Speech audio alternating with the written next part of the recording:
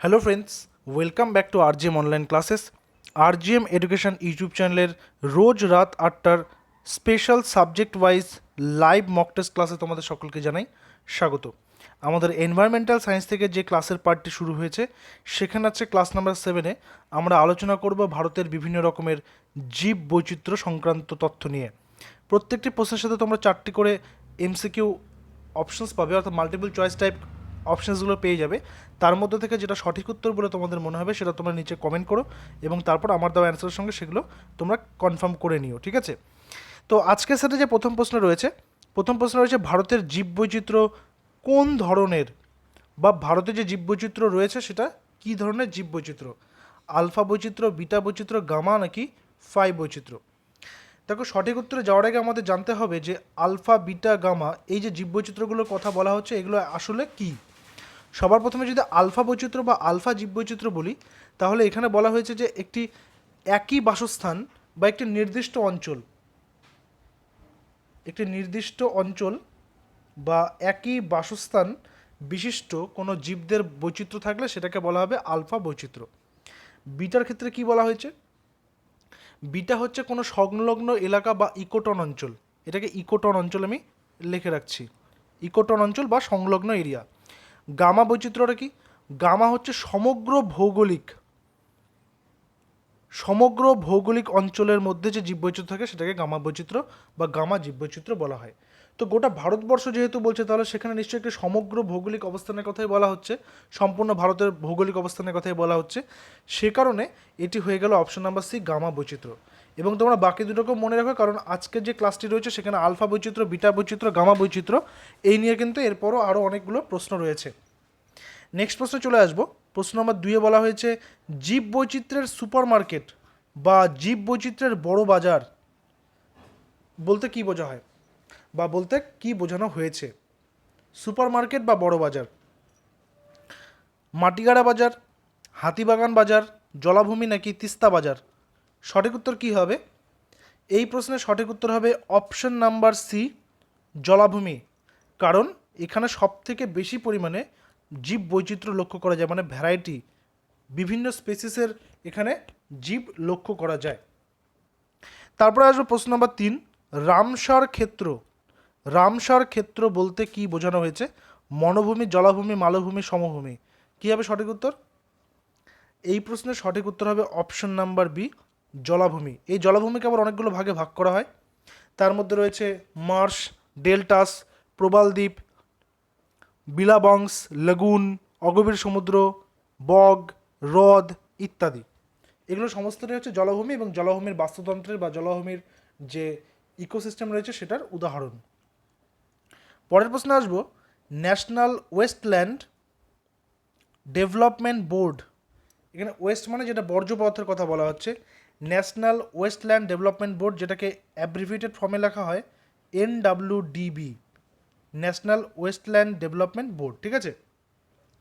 এটা কবে গঠিত হয়েছিল? সঠিক উত্তর হবে অপশন নাম্বার ডি, 1985 খ্রিস্টাব্দে। কে করেছিল এটা, বা কোন ডিপার্টমেন্ট করেছিল? এটা করেছিল ministry of environment and forests, ঠিক আছে? Ministry of environment and forest ডিপার্টমেন্টের তত্ত্বাবধানে 1985-তে NWDB গঠিত হয়।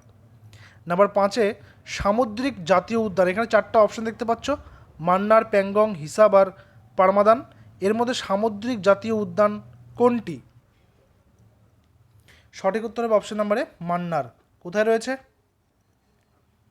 তামিলনাড়ু, ঠিক আছে? তামিলনাড়ুতে রয়েছে। নেক্সট আসবো প্রশ্ন নম্বর 6, নিম্নলিখিত কোনটি একটি পাখিরালয়? একটি পাখিরালয়, ঠিক আছে? পুলিকট হ্রদ, প্যাংগং হ্রদ, সিমলিপাল নাকি বন্দিপুর? সঠিক উত্তর হবে অপশন নাম্বারে পুলিকট হ্রদ। এটি কোথায় রয়েছে?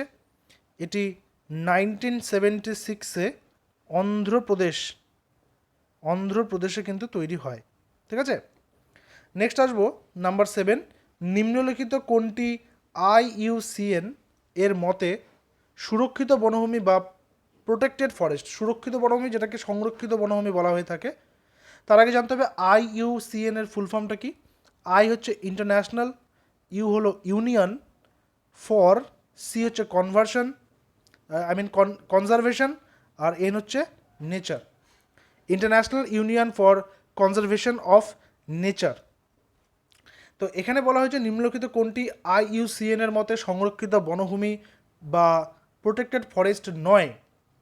সঠিক উত্তর হবে যৌথ ব্যবস্থাপনায় অন্তর্গত বনভূমি। যৌথ ব্যবস্থাপনা নিয়ে এর আগে আমরা কিন্তু আলোচনা করেছি, পশ্চিমবঙ্গের একটি খুবই বিখ্যাত এই যৌথ ব্যবস্থাপনার একটা উদাহরণ আমরা এর আগের দিন আলোচনা করেছি। আগের ক্লাসে তোমরা যারা যারা দেখোনি সেই ক্লাসটা অবশ্যই দেখে নিও। নেক্সট নাম্বার 8-এ রয়েছে সুরক্ষিত বনভূমি বা সংরক্ষিত বনভূমি বা প্রোটেক্টেড ফরেস্ট কত প্রকারের হয়ে থাকে? সঠিক উত্তর হবে অপশন নাম্বার বি, সাধারণত 2 প্রকারের হয়ে থাকে।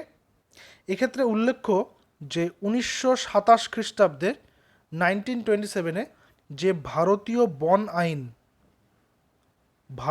বন আইন অর্থাৎ যেটা ব্রিটিশ ইন্ডিয়ার কথা বলা হচ্ছে, ব্রিটিশ ইন্ডিয়ার যে ভারতীয় বন আইন ইমপ্লিমেন্ট করা হয়, সেখানে সর্বপ্রথম এই প্রোটেক্টেড ফরেস্ট বা সংরক্ষিত বা সুরক্ষিত বনভূমির কনসেপ্টটা প্রথম উল্লেখিত হয়েছিল। পরের প্রশ্ন নাম্বার 9, বায়োস্ফিয়ার রিজার্ভ, খুব ইম্পর্টেন্ট, এটা মনোযোগ দেবে। বায়োস্ফিয়ার রিজার্ভের কোন এলাকায় মানুষ বসবাস নিষিদ্ধ, বা বায়োস্ফিয়ার রিজার্ভের কোন এলাকায় মানুষ চলাচল বা বসবাস কিছুই করতে পারে না, সেই জায়গাটা খুবই কনজারভেটিভ। কী হবে সঠিক উত্তর? দেখো এখানে এটা কোর অঞ্চল হবে, কর নয়। কোর অঞ্চল, বাফার অঞ্চল, ট্রানজিশন অঞ্চল নাকি অন্যান্য অঞ্চল? প্রত্যেকটা বিষয় আমাদেরকে বুঝে নিতে হবে। কোর অঞ্চলটা কি? কোর বলতে কি বোঝায়? যেটা একদম অভ্যন্তরভাগ, তাই তো, অর্থাৎ কেন্দ্রীয় অঞ্চল। এখানে কঠোরভাবে এই জায়গাটা সংরক্ষিত, এখানে কিন্তু কারোর প্রবেশ নিষেধ। সেকেন্ড আসছে বাফার অঞ্চল, অর্থাৎ এই জায়গাটাকে বলা হয় নিরপেক্ষ অঞ্চল। ঠিক আছে, নিরপেক্ষ অঞ্চল বলা হয়। এখানে কি বলা হচ্ছে? কেন্দ্র অঞ্চলকে এটা বেষ্টন করে রেখেছে। আমি যদি এটাকে কোর ধরি, সি লিখে রাখছি, তাহলে একে যে বেষ্টন করে রাখবে সেটা হচ্ছে বাফার। ঠিক আছে, আমি এখানে বাফার বি লিখে রাখলাম। নেক্সট হচ্ছে ট্রানজিশন অঞ্চল। ট্রানজিশন অঞ্চলটা কি? যেটা হচ্ছে পরিবর্তনমূলক, ট্রানজিশন। এটা কি? এটা হচ্ছে সব থেকে বাইরে থাকবে, মানে অর্থাৎ এই এলাকাটাকেও ঘিরে রাখবে। ঠিক আছে, এখানে আমি টি লিখে রাখছি এটা। অর্থাৎ এখানে হচ্ছে দেখতে পাবে যে চাষবাস করা যাচ্ছে, পর্যটনের ব্যবস্থা রয়েছে, এখানে বসবাস করছে মানুষ। অর্থাৎ যদি বসবাস করা যায়, বসবাস করার মতন এলাকা একটা বায়োস্ফিয়ার রিজার্ভের মধ্যে ট্রানজিশন অঞ্চল। কিন্তু এইখানে প্রশ্নটা আমাদের কি চাইছে?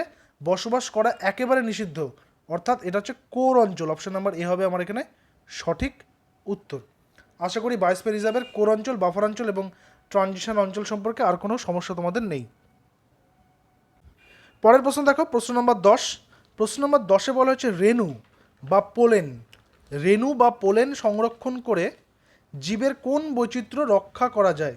অর্থাৎ জীবের মধ্যে যে বিভিন্ন রকমের বৈচিত্র্য রয়েছে, জীব বৈচিত্র্য যেগুলো রয়েছে, যেমন ধরো জিনগত, প্রজাতিগত, বাস্তুতান্ত্রিক বিভিন্ন রকমের বিভেদ করা যায় বা বৈচিত্র্য ব্যাপার রয়েছে। তো রেণু বা পোলেন সংরক্ষণ করে জীবের কোন বৈচিত্র্যকে রক্ষা করা হয়? সঠিক উত্তর হচ্ছে অপশন নাম্বার সি, জিনগত। ঠিক আছে। নেক্সট আসবো নাম্বার 11, বিটা বৈচিত্র্যের উদ্ভাবক কে? বিটা বৈচিত্র্যের উদ্ভাবক, বিটা নিয়ে আজকে প্রথমে আলোচনা করা হলো। ঠিক আছে, বিটা বৈচিত্র্যের উদ্ভাবক কে? সঠিক উত্তর হবে অপশন নাম্বার ডি, হুইটেকার। তিনি কবে করেছেন? 1972 খ্রিস্টাব্দে এই ধারণার উদ্ভাবন তিনি কিন্তু করেছেন। ঠিক আছে। নেক্সট আসবে নাম্বার 12। নাম্বার 12-এ কী আছে? নিম্নলিখিত কোন বাস্তুতান্ত্রিক বৈচিত্র্য কোনো ছোট অঞ্চলের মধ্যে জীব বৈচিত্র্যকে বোঝায়? ছোট অঞ্চল, সীমিত কোনো এলাকা, ঠিক আছে, বা সীমিত কোনো জীব বৈচিত্র্য, কী হবে? সঠিক উত্তর কী হবে? প্রথমেই জেনেছি আজকে আমরা। এই প্রশ্নের সঠিক উত্তর হবে অপশন নাম্বারে আলফা বৈচিত্র্য। নেক্সট একই রকম প্রায় প্রশ্ন, নিম্নলিখিত কোন বাস্তুতান্ত্রিক বৈচিত্র্যপূর্ণ বৃহৎ অঞ্চলের মধ্যে, অর্থাৎ আগেরটা ছিল ছোট অঞ্চল, এটা হচ্ছে বৃহৎ অঞ্চলের মধ্যে জীব বৈচিত্র্যকে বোঝায়? কী হবে সঠিক উত্তর? সঠিক উত্তর হবে অপশন নাম্বার সি, গামা, যেটা আমাদের ভারতবর্ষে রয়েছে, তাই না? মানে বৃহৎ অঞ্চলের কথা বলা হচ্ছে যেহেতু। নেক্সট আসবো নাম্বার 14, কোন বাসস্থলে অন্যান্য প্রজাতির জীব থাকলেও একটি বিশেষ প্রজাতির জীবের অনুপস্থিতিকে, মনে করে কোনো একটা বাসস্থান রয়েছে, সেখানে বিভিন্ন রকমের জীব থাকলেও কোনো একটি পরিমাণ বা কোনো একটি প্রজাতির জীব অনুপস্থিত রয়েছে, তো সেটাকে আমরা কি বলবো? সেটাকে আমরা বলবো যে ফাই বৈচিত্র্য, অর্থাৎ এই ফাই বৈচিত্র্যটা প্রথম প্রশ্নে আমাদের আলোচনা হয়নি। তাহলে আমরা প্রত্যেকটা বিষয় কিন্তু জেনে নিলাম, আলফা বৈচিত্র্য, বিটা বৈচিত্র্য, গামা বৈচিত্র্য এবং ফাই বৈচিত্র্য, চারটা সম্পর্কে কিন্তু জানা হলো। এবং এখান থেকে কিন্তু প্রশ্ন আসতে পারে, এগুলো কিন্তু পরীক্ষা আসার মতো প্রশ্ন, খুবই ইম্পর্টেন্ট।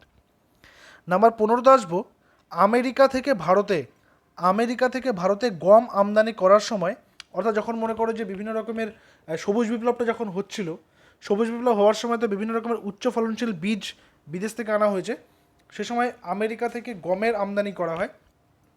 তো সেই গমের সাথে এক ধরনের আগাছা ভারতবর্ষে চলে আসে, সেই আগাছাটার নাম কি? সঠিক উত্তর কী হবে? দেখো, আগাছা বলতে তোমরা বুঝতে পারছো কেন অপশন কী কী রয়েছে। দেখো, চা, আলু, রাবার, এগুলো প্রত্যেকটা ব্যবহার্য, তাই তো? আগাছা হচ্ছে পার্থেনিয়াম।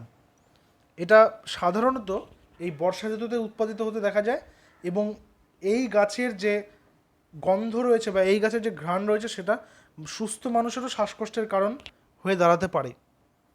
নেক্সট আসবে নাম্বার 16, মেক্সিকো থেকে আসার যে আগন্তুক বাহারি গাছ ভারতে বিস্তার লাভ করেছে, অর্থাৎ মেক্সিকো থেকে আসায় বা মেক্সিকো থেকে এসে কোন আগন্তুক বাহারি গাছ ভারতে বিস্তার লাভ করেছে? সঠিক উত্তর হবে অপশন নাম্বার বি, লেন্টানা। লেন্টানা, এটা কি প্রজাতির গাছ? এটা হচ্ছে ভারবেনাস। ভারবেনাস ভারবেনাস প্রজাতির গাছ, এবং রেঙ্ক প্রজাতির বা রেঙ্ক শ্রেণীর মধ্যে কিন্তু পড়ে। নাম্বার 17তে আসবো, অতিরিক্ত শিকার করার ফলে, খুব ইম্পর্টেন্ট, অতিরিক্ত শিকার করার ফলে যে প্রজাতির পাখি বিলুপ্ত হয়ে যাচ্ছে, বা বিলুপ্ত হয়ে যাচ্ছে নয়, বিলুপ্ত হয়ে গিয়েছে, তার নাম কি? সঠিক উত্তর হবে অপশন নাম্বার সি, ডোডো পাখি। এটা কিন্তু উড়তে পারে না, যেটাকে বলা হয় উড্ডয়ন অক্ষম, মানে উড়তে পারতো না। তাহলে এই প্রশ্নটা ঘুরিয়ে আসতে পারে যে উড্ডয়ন অক্ষম একটি বিলুপ্তপ্রায় প্রাণীর নাম, একটি পাখির নাম, তখন কিন্তু বলতে হবে ডোডো পাখি। নাম্বার 18তে আসবো, ক্রান্তীয় বৃষ্টি অরণ্য। ক্রান্তীয় বৃষ্টি অরণ্য জীববৈচিত্র্য কোন শ্রেণীর? ক্রান্তীয় বৃষ্টি অরণ্য জীববৈচিত্র্য কোন শ্রেণীর? সঠিক উত্তর হবে অপশন নাম্বার সি, গামা। অর্থাৎ যখনই দেখবে একটা বড় এলাকা সম্পর্কিত কোনো রকম বৈচিত্র্যের কথা বলছে, সেটা সবসময় গামা হবে। নেক্সট আসবো নাম্বার 19, ভারতকে কয়েকটি জীব ভৌগোলিক অঞ্চলে বিভক্ত করা যায়? তো কী হবে সঠিক উত্তর? এই প্রশ্নের সঠিক উত্তর হবে 10টি, option number B. Next number 20, রাষ্ট্রপুঞ্জের কোন সংস্থার red data book, very very important question, red data book. আজকে আমরা শুধু রেড ডাটাটা নিয়ে আলোচনা করছি, পরের ক্লাসে আমরা বাকিগুলো আলোচনা করব। তো রেড ডেটা বুকটা কেন ইম্পর্টেন্ট সেটাও বলবো। বলছে রাষ্ট্রপুঞ্জের কোন সংস্থা রেড ডেটা বুক নিয়ে আলোচনা করে? সঠিক উত্তর হবে IUCN, যেটার আমরা ফুল ফর্মটা কিছুক্ষণ আগে জেনেছি। IUCN এর international union for conservation of nature, তাই তো? আচ্ছা, এবার এখানে হচ্ছে রেড ডাটা বুকটা কি? রেড ডাটা বুকটা হচ্ছে যে সমস্ত প্রাণীগুলো বিলুপ্ত হয়ে গেছে বা বিপন্ন অবস্থায় রয়েছে বা সংকটাপন্ন অবস্থায় রয়েছে, তাদের সংক্রান্ত সমস্ত তথ্য এই রেড ডেটা বুকে উল্লেখ করা থাকে। বর্তমানে 77,300 প্লাস, আমি এই সংখ্যাটা ধরে রাখছি, 77,300 রকম প্রজাতির প্রাণীর বিলুপ্তির তথ্য রেড ডাটা বুকে কিন্তু লেখা রয়েছে, এবং এটা প্রথম 1964-এ ইমপ্লিমেন্ট করা হয়। 1964 থেকে প্রথম রেড ডাটা বুক বিভিন্ন রকমের তথ্য সংগ্রহ শুরু করে, এবং বর্তমানে প্রায় 77,300 রকমের প্রাণীর নাম এখানে রয়েছে, যেগুলো বিলুপ্ত বা বিপন্ন বা বিলুপ্তপ্রায় বা সংকটাপন্ন রয়েছে বা বিরল প্রাণী। নেক্সট আসবে নাম্বার 21, বায়োডাইভার্সিটি হটস্পট কথাটি কে প্রথম চালু করেছিলেন? বায়োডাইভার্সিটি হটস্পট, নরম্যান মায়ার, ব্রুন্টল্যান্ড, রাচেল কার্সন নাকি চার্লস ডারউইন? সঠিক উত্তর হবে অপশন নাম্বারে নরম্যান মায়ার। 1988 সময়কালটা ছিল, তখন তিনি এটা করেন। এবং আরেকজন বিখ্যাত মানুষের নাম এখানে দেখো রয়েছে, বাকিরা সবাই বিখ্যাত। চার্লস ডারউইন কিন্তু বিবর্তনবাদের জনক। তার origin of species by means of natural selection গ্রন্থে তিনি বিভিন্ন রকমভাবে বিবর্তনের কারণ এবং ফলাফলগুলোকে ধারণ করে ব্যাখ্যা করেছেন। নাম্বার 22-এ আসবো, বায়োডাইভার্সিটি হটস্পটের ধারণা কোন সালে প্রথম চালু হয়েছিল? কোন সালে প্রথম চালু হয়েছিল? আগের প্রশ্নেই বললাম তো এটা আজকে তোমাদের থেকে গেল HW। এটা তোমরা কমেন্টে কাইন্ডলি জানিয়ে দিও, যারা রেগুলার ক্লাসটা করছো তারা অবশ্যই কমেন্টে জানিয়ে দিও, ঠিক আছে। নাম্বার 23, জীব বৈচিত্র্য কত রকমের হয় সাধারণত? সঠিক উত্তর হবে অপশন নাম্বার সি, 3 রকমের। কি কি? 1 জিনগত বৈচিত্র্য, 2 প্রজাতিগত বৈচিত্র্য, 3 বাস্তুতান্ত্রিক বৈচিত্র্য, ঠিক আছে। এই প্রধানত 3 প্রকারে হয়, জিনগত, প্রজাতিগত এবং বাস্তুতান্ত্রিক। নেক্সট আসবে নাম্বার 24, বাস্তুতান্ত্রিক বৈচিত্র্য আবার কত রকমের হয়? বাস্তুতান্ত্রিক বৈচিত্র্য আবার 3 রকমের হয়ে থাকে, সেটা আমরা আজকে জানলাম। আলফা, বিটা, গামা, ঠিক আছে। নেক্সট আসবো নাম্বার 25, বলেছে বন্য ধানের প্রজাতি থেকে রোগ প্রতিরোধ ধানের প্রজাতি তৈরি করা হলে তা নিম্নলিখিত কোনটির উদাহরণ হবে? জিনগত, প্রজাতিগত, বাস্তুতান্ত্রিক নাকি ডার্ক বৈচিত্র্য? সঠিক উত্তর হবে এটা একটি জিনগত বৈচিত্র্য। তো তোমরা 25-এ কত স্কোর করতে পারলে জানিয়ে দিও, এবং যেই প্রশ্নটা আজকে দেওয়া হলো হোম টাস্ক, সেটা অবশ্যই তোমাদের কমেন্টে অবশ্যই জানিয়ে দিও। নেক্সট ক্লাসে আবার নতুন কোনো প্রশ্ন নিয়ে আলোচনা করব। ততক্ষণের জন্য সঙ্গে থাকো, দেখতে থাকো RGM education YouTube channel. Thank you.